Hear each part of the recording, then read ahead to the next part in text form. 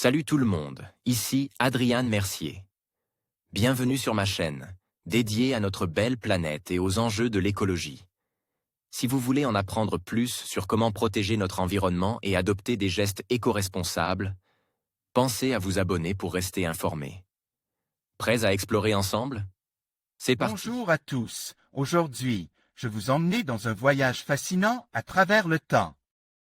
Nous allons explorer un poisson vieux de 415 millions d'années qui a révélé des secrets incroyables sur la formation de notre visage. Ce fossile exceptionnel nous offre un aperçu unique de l'évolution et des adaptations qui ont façonné notre apparence actuelle.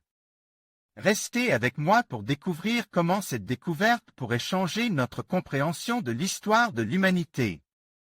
En étudiant le fossile d'un poisson vieux de 415 millions d'années, les scientifiques du CNRS ont réussi à comprendre comment la face s'était assemblée lors de la transition entre vertèbres sans et avec mâchoire.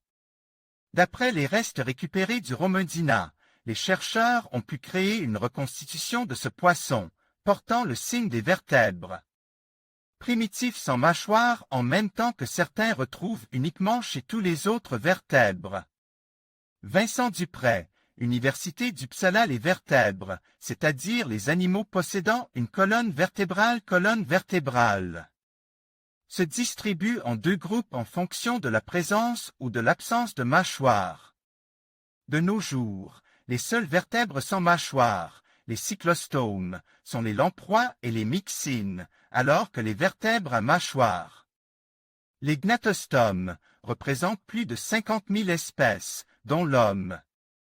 On savait déjà que les vertèbres à mâchoire dérivent d'ancêtres n'en possédant pas, mais beaucoup d'incertitudes sur la formation de la face persistent encore. Dans un embryon de vertèbres sans mâchoire, des masses de cellules spécifiques croissent vers l'avant de chaque côte du cerveau avant de se rencontrer dans le plan de symétrie pour former une lèvre supérieure très développée entourant une unique narine juste en avant des yeux. Chez un vertèbre à mâchoire, au contraire, ces mêmes masses cellulaires croissent vers l'avant dans le plan de symétrie mais sous le cerveau, séparant les sacs nasaux qui s'ouvrent séparément vers l'extérieur. Voilà pourquoi notre visage a deux narines plutôt qu'une seule en plein milieu. La partie antérieure du cerveau est aussi beaucoup plus allongée chez un vertèbre à mâchoire, ce qui permet au nez d'être en avant du visage plutôt qu'en arrière entre les deux yeux. La lamproie est l'un des rares représentants des vertèbres sans mâchoire, les agnates. Monsieur Bushman, Wikimedia Commons, CC-BY à 3.0 Romodina, un poisson à la jonction des vertèbres avec et sans mâchoire. Jusqu'à présent, on ne savait que peu de choses sur les étapes intermédiaires de cette étrange transformation. Une équipe internationale composée de chercheurs français du CNRS vient éclaircir une partie de ce mystère. Sa découverte, publiée dans la revue Nature, a permis d'expliquer l'origine de l'une des parties les plus importantes de notre anatomie. Mais également le miroir de nos émotions, la face. C'est là que le fossile de Romodina, un poisson cuirasse doté de mâchoires découvert dans l'Arctique canadien et dont le spécimen repose au Muséum national d'histoire naturelle. Muséum national d'histoire naturelle, entre en scène. Romodina possède des narines bien séparées, mais logées loin en arrière du bout du museau, qui rappelle une lèvre supérieure de vertèbres sans mâchoire. Ce crâne présente un mélange de caractères primitifs et modernes, lui conférant une place de choix au sein des vertèbres, le rendant particulièrement précieux pour les paléontologues, déclaré Vincent Duprey, un participant à cette étude.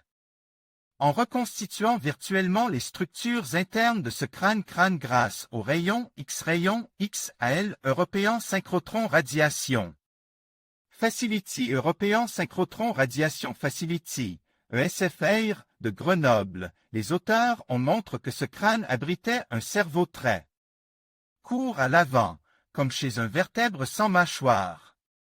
De fait, Romodina est construit comme un vertèbre à mâchoire, mais avec des proportions de vertèbres sans mâchoire, de taille paire.